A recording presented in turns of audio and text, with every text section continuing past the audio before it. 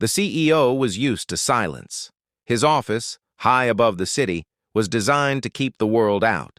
Glass walls, soft lights, and a view that reminded him how far he had climbed alone.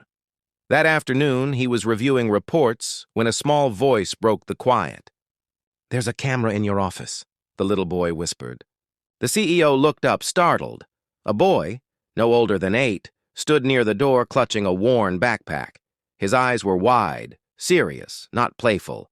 The CEO frowned, assuming it was a joke or misunderstanding.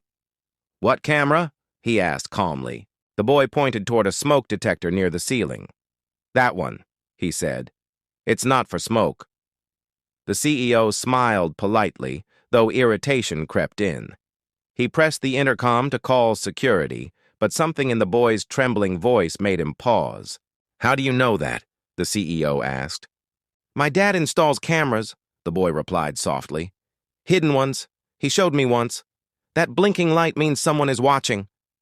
The CEO's smile faded. He glanced up. There it was, a faint, irregular blink he had never noticed before. Security arrived, ready to escort the child out, but the CEO raised a hand. "Wait," he said. A strange unease settled in his chest. He asked the boy where his father was. The boy's eyes dropped. "He used to work here." That single sentence changed everything. The CEO ordered a technical sweep of the office. Within minutes, experts confirmed the impossible. There was a concealed camera wired into a private server, transmitting footage outside the building. The CEO felt cold. His most confidential meetings, decisions, and moments had been watched. "Who installed it?" he demanded. The IT team traced the installation to a maintenance contractor from 3 years ago. A name appeared on the screen. The boy looked up and nodded slowly. "That's my dad." The CEO remembered the man, quiet, skilled, suddenly fired after questioning company practices. The CEO had approved it without a second thought. Now the consequences stared back at him through a frightened child standing in his office. "Why tell me?" the CEO asked gently. The boy swallowed. "My dad disappeared," he whispered. "Before he did, he said if anything happened to him, I should tell you. He said you were being watched too." The room felt smaller. The CEO dismissed everyone except the boy. He knelt to meet him at eye level, something he hadn't done in years.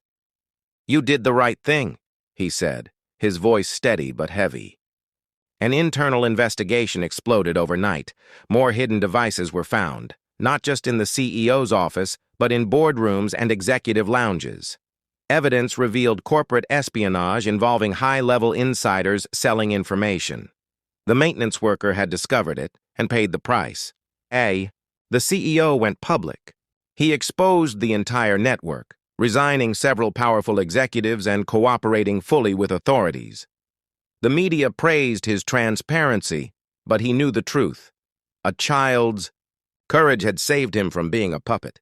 Days later, the boy returned, this time with his mother. Authorities had located his father alive, held illegally after refusing to stay silent.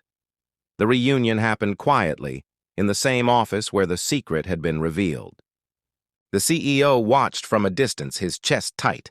He offered the boy's father his job back, and more importantly, protection. He set up a trust for the family, ensured their safety, and changed company policies to protect whistleblowers. But no gesture felt enough. As they prepared to leave, the boy turned back. "Mister," he said, "are there still cameras?" The CEO smiled sadly and shook his head. "Not anymore." After they left, the CEO sat alone again. The silence returned, but it felt different. For the first time in years, he felt truly seen, not by hidden cameras, but by his own conscience. And he knew one small whisper had changed everything.